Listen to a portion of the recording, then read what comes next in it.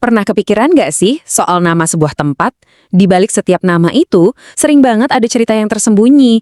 Nah, hari ini kita bakal telusuri kisah di balik sebuah kabupaten di Jawa Barat, yaitu Majalengka. Ini bukan cuma pelajaran geografi biasa ya, ini tuh cerita soal legenda, sejarah, dan gimana sebuah tempat bisa menemukan kembali jati dirinya. Coba deh bayangin, ada hutan yang luas banget, terus tiba-tiba satu jenis pohon dan buahnya lenyap begitu aja.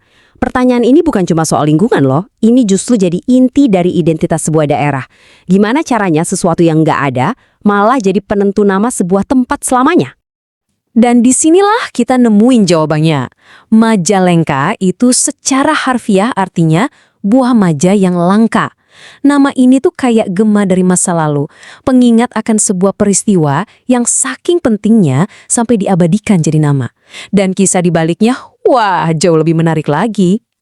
Oke, yuk kita bedah ceritanya. Biar paham asal-usulnya, kita harus mundur jauh ke masa lalu.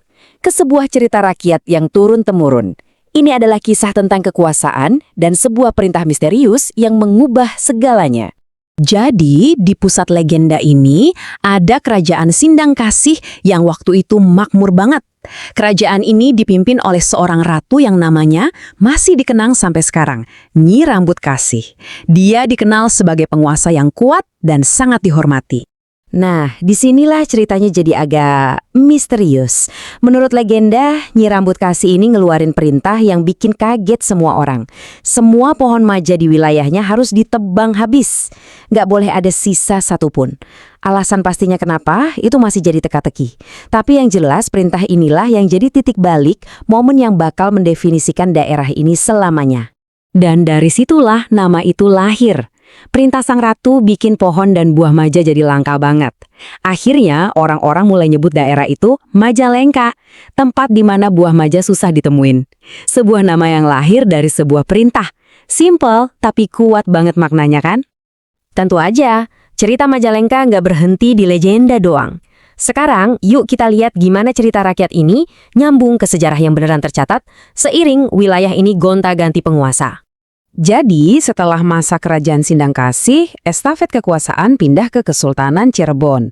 Nggak lama, datang era kolonial Belanda yang bawa perubahan besar-besaran. Sebelum akhirnya Majalengka jadi bagian dari Republik Indonesia. Setiap era ini ninggalin jejaknya sendiri di Majalengka. Nah, pas dibawa Belanda, Majalengka ini diubah total. Tanahnya yang subur dieksploitasi buat jadi semacam mesin ekonomi, ngasilin komoditas kayak kapas dan gula aren buat keuntungan penjajah. Tapi, kemakmuran ini ada harganya. Dan harganya itu, ya penderitaan rakyatnya sendiri. Ini sisi lain dari ceritanya, kemajuan ekonomi dengan pengorbanan manusia yang luar biasa besar. Setelah merdeka, Majalengka mulai nulis babak barunya sendiri.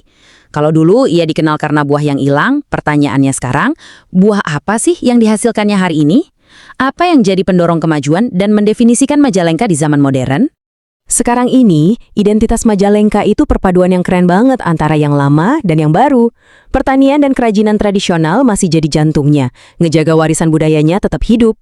Tapi di saat yang sama, ada sektor pariwisata yang lagi naik daun. Dan tentunya, infrastruktur modern seperti Bandara Internasional Kertajati yang ngebuat Majalengka siap buat masa depan. Bandara Kertajati ini mungkin simbol terbaik dari ambisi Majalengka sekarang. Ini lebih dari sekedar bangunan dan landasan pacu loh. Ini tuh kayak jembatan yang nyambungin masa lalunya yang kaya dengan masa depan yang global.